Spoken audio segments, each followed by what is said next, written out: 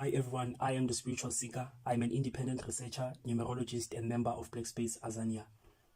Black Space is a Black consciousness formation. You can follow us on Twitter or like our Facebook page for more information and updates.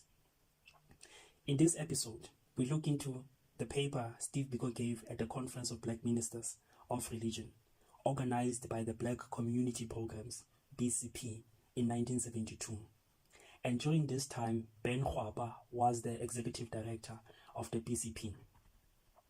In episode 8, after Biko shifted his focus from the white community to the Black community, he introduced Black consciousness as a theoretical lens or framework through which he could assess and analyze the impact settler colonial violence has had on the collective psyche of Black people.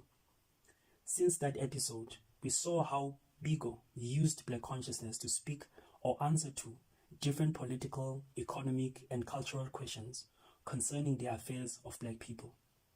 In this episode, Biko gives us a history on how adaptable the religion of Christianity has been in other parts of the world, where it was seen to take the form of the culture of the people it was introduced to.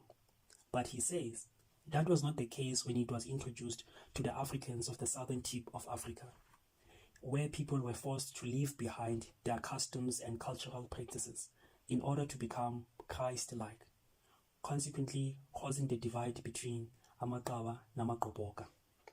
Notwithstanding, since the people of the time were deeply religious, Biko believed that religion should be seen to have something to say about the oppression of Black people. Religion as a social institution should be seen to have a social function, condemning racial oppression and promoting true integration. And he calls this Black Theology.